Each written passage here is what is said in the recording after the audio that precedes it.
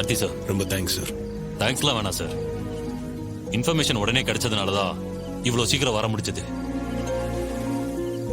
என்ன இவனை உயிரோட பிடிக்கணும்னு நினைச்சோம், ஆனா நிலைமை கைமீறிடுச்சு. இவன் எங்க கிட்ட இருந்து தப்பிச்ச கைதி தான். அதனால லீகலா எந்த பிரச்சனையும் வராது. நீங்க யாரும் பயப்பட வேண்டாம். ஃபார்மாலிட்டிஸை நாங்க பாத்துக்கிறோம்.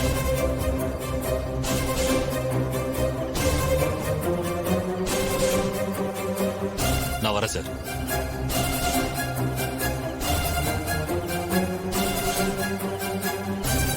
ரொம்ப தேங்க்ஸ் கார்த்திக். நீங்க மட்டும் இல்லைன்னா ரேவதி எங்களால உயிரோட பாத்திருக்க முடியாது. ஆமா சகல, இந்த மருது ரொம்ப மோசமானவனு தெரியும்பா. ஆனா துப்பாக்கி ரேவதி நெத்தில வைக்கும்போது எனக்கு உயிரே போயிடுச்சுப்பா. அவன் கிட்ட இருந்து அக்காவை காப்பாத்தினதுக்கு ரொம்ப தேங்க்ஸ் மாமா.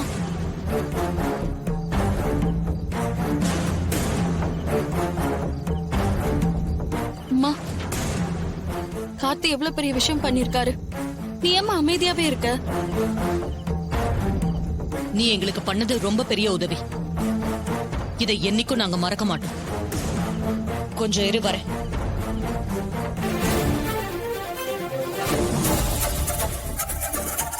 இந்த முறையும் மண்ணை கவிட்டோம்.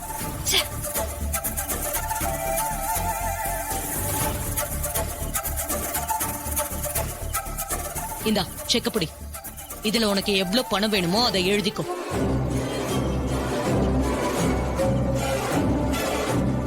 என்னம்மா இது?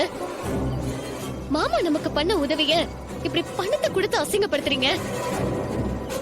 ஒருத்தர் செஞ்ச உதவிக்கு நான் பதிலுக்கு பணம் தரேன். இதுல என்ன தப்பு இருக்கு?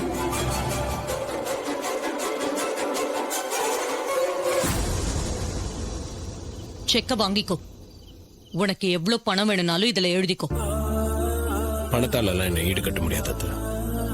என்கிட்ட இல்லாத பணமா? அது எல்லாத்தையும் விட்டுட்டு நான் எதுக்காக இங்க வந்து இதெல்லாம் பண்ணணும்? ஏன்னா நான் மனுஷங்க மனசை பார்த்து பழகிறவன், உறவுங்கள்லாம் வேணும்னு நினைக்கிறவன்.